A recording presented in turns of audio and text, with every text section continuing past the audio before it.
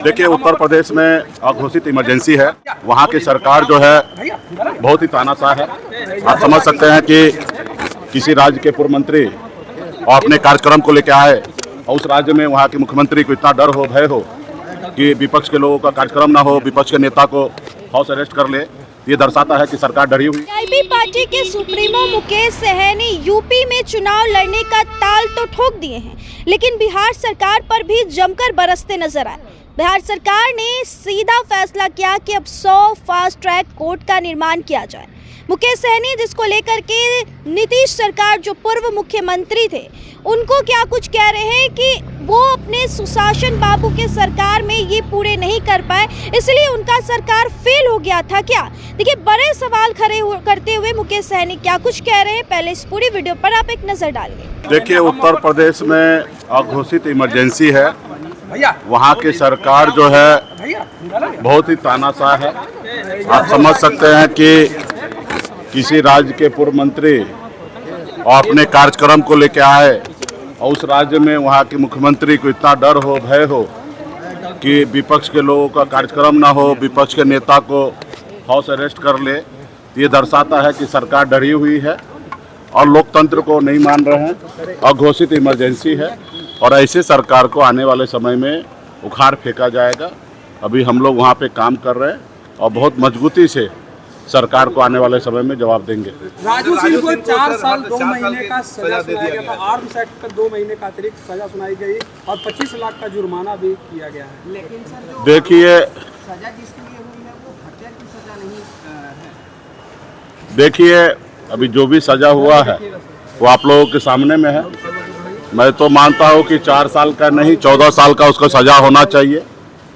धोखेबाज है, बेईमान है और हत्या उन्होंने किया है और ये सिद्ध हो गया कि उन्होंने हत्या किया है। और उसमें मैं पीड़ित परिवार से भी आग्रह करूंगा कि इसको चुनौती ऊपर हाई कोर्ट, सुप्रीम कोर्ट में दे। तो 4 साल नहीं, 14 साल का उसका सजा होना चाहिए। आप बताइए कि हत्या उन्होंने किया सिर्फ 4 साल। आर्म्स एक्ट के तहत उनको दोषी माना गया सिर्फ 2 महीना। तो ये कहाँ का न्याय है। तो उनको फेवर किया गया है, मुझे ऐसा लग रहा है। और मुझे लगता है कि अभी भी न्यायालय पे भरोसा सबको रखना चाहिए और ऊपरी अदालत में उनको चैलेंज करना चाहिए और उनको 4 साल नहीं, 14 साल का सजा होना चाहिए। सिक्योरिटी जो है वो दी गई है, सिक्योरिटी दी गई है। नहीं, निश्चित तौर पे देखिए, बिहार में सरकार के पास कोई काम धंधा नहीं है।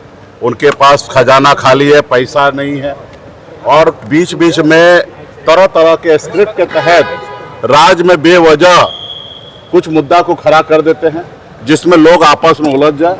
असली मुद्दा जो जनता का जो है, युवा का जो है, किसान का है, उससे भटकाने के लिए आप बताइए ना, ये सरकार के पास क्या है सोच है कि 10 दिन पहले आप सुरक्षा वापस कर लेते हैं, 10 दिन के बाद वो सुरक्षा दे रहे हो, क्यों थूक के चाट रहे हो।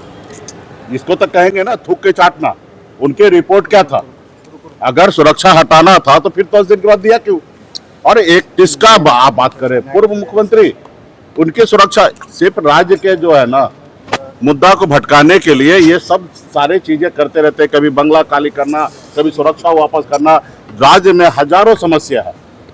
इस सरकार जो है उस समस्या के ऊपर एड्रेस नहीं कर रहे, उस समस्या को देखना नहीं है। ये कौन बड़ी बात है भाई, सुरक्षा लेना देना, इसकी बहस क्यों हो रहा है। बहस तो ये होना चाहिए कि आपने हमारे माता बहन को आपने वादा किया था कि 10,000 रुपया अभी दे रहे, 2 लाख रुपया और आपको हम देंगे। क्या हुआ, वो 2 लाख रुपया कहाँ है, किसको मिल रहा है, क्यों नहीं मिल रहा है। तो ये इस पे हमारी चर्चा होना चाहिए। जब वो बीजेपी सरकार बनाने के लिए आए, उन्होंने कहा कि हम 1 करोड़ युवा को नौकरी देंगे, इस पे चर्चा होना चाहिए। तो बिहार में जो मुद्दा की आवश्यकता नहीं है, जो चीज़ की जनता को कोई सरोकार नहीं है, उस चीज़ को लेके भारतीय जनता पार्टी समय समय पर चीज़ें करते हैं ताकि लोग है ना भटके रहे, 2 गुटों में बटे रहे और सवाल से जो एक्चुअल समस्या है उससे जवाब न दिया। सम्राट सरकार ने बड़ा घोषणा किया है, 100 फास्ट ट्रैक कोर्ट, और रात में राज्य पुलिस मुख्यालय ने कहा कि अपराधियों के खिलाफ बड़ा ऑपरेशन होगा बिहार में। कैसे देखते हैं?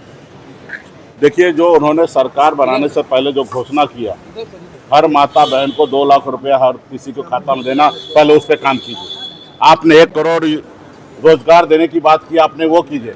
आप ये बताइए कि ये सारा चीज इससे पहले नहीं हो रहा था, इसका मतलब यानी कि 20 साल नीतीश कुमार फेलियर रहा। आप अगर ये चीज को आज बता रहे हैं कि हम ये करेंगे तो इसका मतलब नीतीश कुमार फेलियर रहा। आप जो चुनाव में आपने जो वादा किया उस पर आप काम कीजिए ना। अब ये सारे चीजें तो सरकार का नीति है, नियत होना चाहिए कि लोगों को जो क्राइम करे उसको उतना सजा मिलना चाहिए। ये कोई नया बात है क्या? आज बच्चा पैदा हो और कल उसके बारे में नाम की बात करें तो समझ में आता है। आप ऑलरेडी ये बिहार में एनडीए पिछले 21 साल से चल रहा है और उसके बाद आज नींद खुला है फास्ट ट्रैक का या 100 कोर्ट को बनाने का, ये आज नींद खुला है सरकार को। इसका मतलब इससे पहले जितने भी गुनहगार है वो सब बचे हुए थे। तो देखिए, राज्य का जो एक्चुअल समस्या है उस पर अभी बहस करना है हम लोगों को, और आने वाला समय में जनता को जागरूक करके ये भटकाने वाला जो चीज़ें है, तरह तरह के कैबिनेट पास करेंगे, ये करेंगे, जो पहले किया वो तो काम ही नहीं कर रहे, और नए नए कैबिनेट आएंगे, ये करेंगे वो करेंगे, तमाम ऐसी चीज़ें करेंगे, उसका तो ज़मीन पर असर तो कहीं दिखता नहीं है। अगर ज़मीन पर असर दिखता तो बिहार के एक व्यक्ति का आय सिर्फ 60,000 रुपया नहीं होता, पूरे देश में सबसे गरीब राज्य बिहार नहीं होता। सिर्फ 4 जगह ब्रिज बना देने से राज्य का तरक्की नहीं होगा। राज्य के लोगों को अपने राज्य में रोजगार मिलना चाहिए, यहाँ पे काम मिलना चाहिए, हर तरह की सुरक्षा मुहैया होना चाहिए, तब जाके ये चीज़ होगा। चुनाव लड़ने वाले हैं, बाकी बात की संभावना अब 2 बजे घोषणा होती है। निश्चित तौर पर उनकी पार्टी है और मैदान में उतरना चाह रहे थे। हमारी शुभकामना है कि वो लड़े, और महागठबंधन आने वाला समय में निर्णय लेंगे क्या करना है, और राष्ट्रीय जनता दल का वो सीट है आरजेडी, उस पर निर्णय लेंगे कि क्या करना है। बाकी एज ए प्रशांत किशोर का एक राजनीतिक दल है, उनको चुनाव लड़ रहे हैं, तो हमारी शुभकामना है। नीतीश कुमार जो टैक्स हटाया गया था, सम्राट सरकार में उसको लाने की तैयारी की जा रही है। जी क्या बोले? सवाल यह है कि नीतीश कुमार ने 2017-18 में एक टैक्स हटा दिया था स्टेट हाईवे। स्टेट हाईवे के लिए अब टैक्स आ रहा है, एक बाइक के लिए भी टैक्स आ रहा है। बाइक पर भी चढ़ना तो आपको टैक्स देना पड़ेगा। अभी आने वाला समय में आप कपड़ा पहन रहे ना, उसके ऊपर भी टैक्स लगेगा।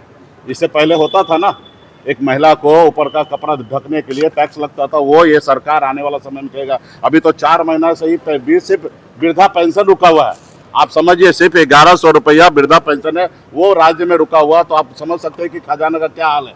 आने वाले समय में आप सांस लीजिएगा ना, उस पर भी टैक्स लगेगा, क्योंकि 10,000 रुपये ले लिए हैं पहले से। तो आने वाला समय में आप देखिएगा क्या क्या टैक्स लगेगा ना, तो आपको पता चलेगा। तो सुना आपने, मुकेश सहनी ने ताल ठोक दिया है यूपी चुनाव में, जहां होम अरेस्टिंग के बाद भी मुकेश सहनी का मनोबल नहीं टूटा। बिहार से करारी हार मिलने के बाद मुकेश सहनी अब यूपी में योगी आदित्यनाथ के गढ़ में जाकर चुनाव लड़ने का ऐलान कर चुके हैं। सहनी यानी निषाद समाज को एकजुट कर रहे हैं, और ऐसे में बिहार पहुंचते ही सम्राट चौधरी पर जमकर तीखे निशाने साधे हैं। क्या कुछ कहा उन्होंने, आपने पूरे इस वीडियो में सुना। आप बने रहे हमारे साथ, तब तक के लिए बहुत बहुत शुक्रिया।